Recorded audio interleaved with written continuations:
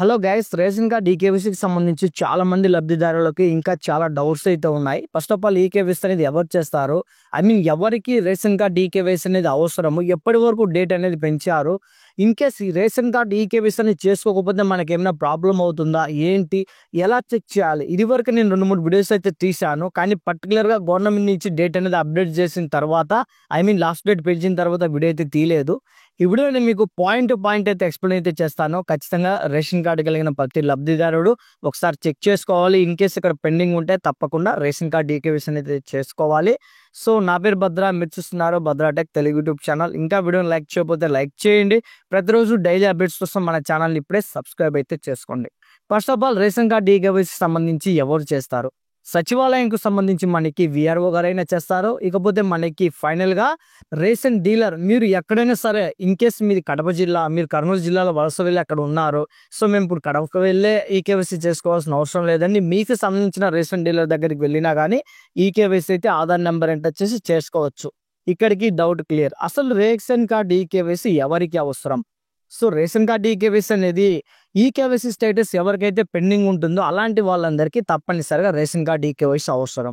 అసలు పెండింగ్ ఎందుకు వస్తుందంటే, మీరు రేషన్ కార్డ్ అనేది తీసుకున్న తర్వాత ప్రతి 10 సంవత్సరాలకు ఒకసారి ఆధార్ ఏ విధంగా అప్డేట్ చేసుకుంటామో అలాగే మనకి రేషన్ కార్డుకు సంబంధించి బయోమెట్రిక్ అనేది అప్డేట్ అయితే చేసుకోవాలి. ఎందుకంటే ఇన్ కేస్ మీరు డైలీ రేషన్ తీసుకుంటున్నా ఎటువంటి ప్రాబ్లం ఉండదు. కొంతమంది రేషన్ అనేది తీసుకోరు. ఇలా తీసుకోకుండా ఉండడం వల్ల వాళ్ళది ఇనాక్టివ్ అవుతుంది. ఇనాక్టివ్ అవడం వల్ల పెండింగ్ అవుతుంది. ఇలా పెండింగ్ ఉంటే ఇప్పుడు మీకు ఈకేవైసీ చేయకపోతే ఏమవుతుంది? సంక్షేమ పథకాలు అనేవి రావండి. అలాగే రేషన్ కార్డు అనేది తొలగించడానికి కూడా ఆదేశాలు అయితే జారీ చేస్తున్నామని అయితే చెప్పారు.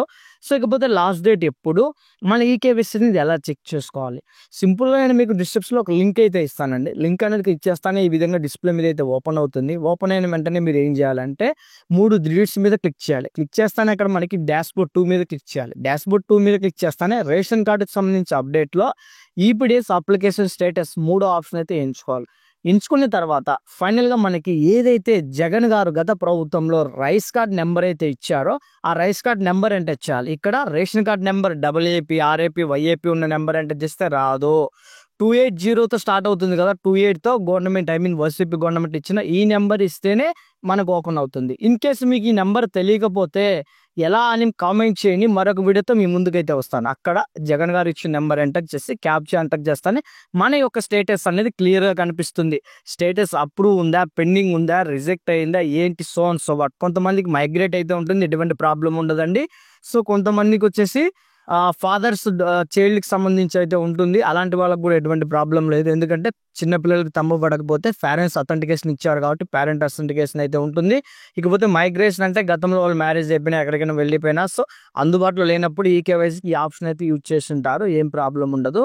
సో ఇప్పుడు మనం క్లియర్గా చెప్పేది అంటే, ఇక్కడ మీ స్టేటస్ అనేది యాక్టివ్ ఉంటే మీకు ఎటువంటి ప్రాబ్లం అయితే అవసరం లేదు. ఇన్ కేస్ ఇక్కడ పెండింగ్ ఉంటే నేరుగా మీరు ప్రజెంట్ ఎక్కడ ఉన్నారో ఆ సచివాలయం విఆర్ఓ దగ్గరికి అయితే వెళ్ళండి. లేదంటే డైరెక్ట్గా మనకి రేషన్ డీలర్ దగ్గరికి వెళ్ళి మీ ఆధార్ నెంబర్ చేత అప్డేట్ అయితే చేయించుకోండి. ఇన్ కేస్ ఇక్కడ అప్డేట్ కాకపోతే ఖచ్చితంగా మీకు సంక్షేమ పథకాలు రావు. ఇకపోతే లాస్ట్ డేట్ ఎప్పుడు? గతంలో మనకి మార్చి 31వ తేదీ అయితే ఇచ్చారండి. మళ్ళీ ఈ డేట్ అనేది ఏప్రిల్ 30 వరకు అయితే పొడిగించడం జరిగింది. సో ఇక బహుశా డేట్ అనేది పెంచకపోవచ్చు అని కూడా మనకి ఆర్టికల్స్లో రావడం జరిగింది. అంటే ఈ నెల 30వ తేదీ లోపు మీరు రేషన్ కార్డుకు సంబంధించి ప్రతి లబ్ధిదారుడు ఒకసారి స్టేటస్ చెక్ చేసుకోండి. ఇక్కడ మీది పెండింగ్ ఉంటే వెంటనే అప్డేట్ అనేది ఈకేవైసీ చేసుకోండి. సో ఈ ఇన్ఫర్మేషన్ మీకు యూజ్ అవుతుందంటే తప్పకుండా లైక్ చేయండి. మరిన్ని అప్డేట్స్ కోసం మన ఛానల్ని ఫాలో అవ్వండి. మీకు ఏమైనా డౌట్స్ ఉంటే డిస్క్రిప్షన్లో వాట్సాప్ ఇచ్చాను, జాయిన్ అవ్వండి. జై హింద్.